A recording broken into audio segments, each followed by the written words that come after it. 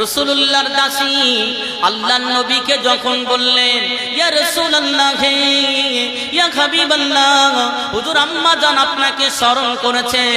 আল্লাহর নবী বললেন, ঠিক আছে আমি আসতেছি, যাও। আল্লাহর নবী তখন ওয়াজ করছেন, আমাদের কথা চিন্তা করতে করতে, উম্মতের কথা ভাবতে ভাবতে ভাবতে আমার আপনার নবী আবারও ঘরের কথা ভুলে গেলেন। আবার আম্মা জান বললেন, যাও রাসূলুল্লাহকে গিয়ে বলো আমি তানাকে স্মরণ করেছি।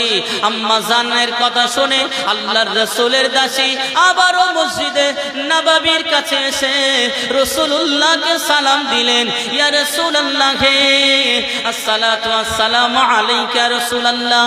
হুজুর আম্মা জান আবারও স্মরণ করেছেন। আল্লাহর নবী বললেন, ঠিক আছে চলো আমি আসতেছি। আল্লাহর রাসূল আবারও উম্মতের কথা চিন্তা করতে, আমাদের মতো গুনাহগার উম্মতের কথা চিন্তা করতে করতে আমার আপনার নবী আবারও ভুলে গেলেন। আবার আম্মা জান দাসীকে বলে পাঠালেন, যাও যাও রাসূলুল্লাহকে গিয়ে বলো আমাদের মেহমানটা আমাদের বাড়ি আর বেশিক্ষণ থাকবে না। এ কথাটা রাসূলুল্লাহকে গিয়ে বলো। দাসী আল্লাহর রাসূলকে গিয়ে বলছেন, ইয়া রাসূলুল্লাহ, ইয়া হাবিবাল্লাহ, হুজুর বিয়াদবি নেবেন না, ইয়া রাসূলুল্লাহ বিয়াদবি নেবেন না। দাসী আমাকে, ইয়া রাসূলুল্লাহ, আম্মা জান আমাকে পাঠিয়েছেন, আম্মা জান আপনাকে স্মরণ করেছেন আর এই কথা বলে দিয়েছেন আমাদের যে মেহমানটা আছে মেহমান আর বাড়িতে থাকবে না, মেহমানটা বিদায় নেবে। এই মেহমান বলতে আল্লাহর রাসূলের কলিজার টুকরা হযরত ইব্রাহিম, আল্লাহর রাসূলের ছোট ছেলে ইব্রাহিম দুনিয়া জমিন ছেড়ে সেই দিনে বিদায় নেবে। কিন্তু আল্লাহর রাসূলকে বলা হয়েছে, ইয়া রাসূলুল্লাহ, মেহমান বাড়ি থেকে বিদায় নেবে, আম্মা জান আপনাকে স্মরণ করেছে। আল্লাহর রাসূল তখনও আমাদের কথা ভাবছে, কিভাবে আমার উম্মতরা নাজাত পাবে, কিভাবে আমার উম্মতরা জান্নাতে যাবে, এই কথা আল্লাহর রাসূল তখনও ভাবছে। আল্লাহর রাসূল তখনও ভুলে গেলেন। এ জওয়ান যুবকেরা, ও মাধবপুর উত্তর পাড়ার মানুষেরা, নবী আমার তখনও আমাদের কথা ভাবছেন, তখনও আমাদের কথা বলেননি। বিশ্ব নবী আমার তখন উম্মতের কথা চিন্তায় আছেন। আম্মা জান আবারও বলে পাঠালেন, ও দাসী যাও যাও রাসূলুল্লাহকে গিয়ে বলো আমাদের মেহমান বুঝি আর থাকবে না, মেহমান বিদায় নেবে, মেহমানের যাওয়ার সময় হয়ে গেছে, মেহমান আমাদের মাঝে আর থাকবে না। আল্লাহর রাসূলের দাসী আল্লাহর রাসূলকে সালাম দিলেন, আসসালাতু ওয়াসসালামু আলাইকা ইয়া রাসূলুল্লাহ, ইয়া হাবিবাল্লাহ, হুজুর আপনি একটু বাড়িতে চলুন, আম্মা জান আপনাকে স্মরণ করেছে, এটা বলে পাঠিয়েছেন। মেহমান বড় কষ্ট আছেন, মেহমান বুঝি আর থাকবে না, মেহমান বুঝি আর থাকবে না, মেহমান বিদায় নেবে। আল্লাহর রাসূল আর দাসী যখন বলে চলে গেলেন, আল্লাহর রাসূল আবার উম্মতের কথা চিন্তা করতে করতে আমার আপনার নবী আবারও ভুলে গেলেন। কিছুক্ষণ পরে আল্লাহর রাসূলের স্মরণ হলেন, না বাড়ি থেকে আমাকে স্মরণ করেছেন। আল্লাহর নবী সাহাবীদের বললেন, ও আমার সাহাবীরা, চলো একটু খোঁজদার ভিতরে যাই, আমার বাড়িতে স্মরণ হয়েছে। আল্লাহর রাসূল নিজের খোঁজদা মোবারকের ভিতরে গেলেন। আমাদের আম্মা জান কলিজার টুকরা ইব্রাহিমকে নিয়ে আল্লাহর রাসূলের কোলে তুলে দিলেন। আল্লাহর রাসূল নিজের কলিজার টুকরা সন্তান ইব্রাহিমকে যখন কোলে নিলেন, কিছুক্ষণের ভিতরে আল্লাহর রাসূলের কলিজার টুকরা ইব্রাহিম দুনিয়া থেকে বিদায় হয়ে গেছে। আল্লাহর নবী নিজের কলিজার টুকরা সন্তান ইব্রাহিমকে কোলে নিলেন আর ইব্রাহিম দুনিয়া থেকে বিদায় হয়ে গেল। একটা সন্তান যখন বাবার কোলে মারা যায়, বাবা যতই পাষাণ হোক না কেন, চোখ দিয়ে একটু হলে পানি বার হয়, ঠিক কিনা ভুল বলেন?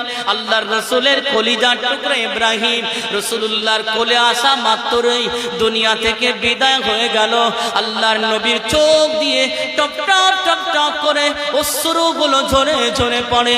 আল্লাহর রাসূলের চোখ মোবারক দিয়ে পানি পড়ে। একজন সাহাবা আল্লাহর নবীকে বলেছিলেন, ইয়া রাসূলুল্লাহ, ইয়া হাবিবাল্লাহ, হুজুর আপনি তো আমাদের কাঁদতে নিষেধ করেছেন, কোন মানুষ যখন মারা যায় আপনি তো কাঁদতে নিষেধ করেছেন, কিন্তু আপনি কেন কাঁদেন? আল্লাহর নবী বলেছিলেন, ও ও আমার সাহাবীরা, ও আমার সাহাবায়ে কেরামেরা, আমি রাসূলুল্লাহ তোমাদেরকে কাঁদতে নিষেধ করি নাই, আমি রাসূলুল্লাহ তোমাদের নিষেধ করেছি ওই কান্না।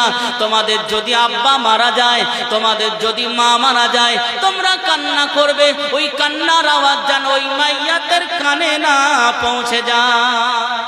কিন্তু আমাদের মা যখন মারা যায়, আমাদের আব্বা যখন মারা যায়, অনেক মায়েরা কাঁদে, চুল ছেড়ে মরা মায়ের গলাটা জড়িয়ে ধরতে যায়। আল্লাহর নবী সাহাবীদের বললেন, ও আমার সাহাবীরা, তোমরা মৃত মানুষের কানের সামনে গিয়ে চিল্লা চিল্লি করে কাঁদবে না, কাঁদতে কাঁদতে মাটিতে লুটোপাটি খাবে না, চুল ধরে আঁচড়া ছেঁড়া করবে না, তোমরা অন্তরে কাঁদো, চোখ দিয়ে পানি বার হবে, আর মনে মনে মহান রবের কাছে দোয়া চাইবে যাতে করে তোমাদের পিতামাতার কবরটাকে আল্লাহ জান্নাতের টুকরা বানিয়ে দেন। বলেন সুবহানাল্লাহ।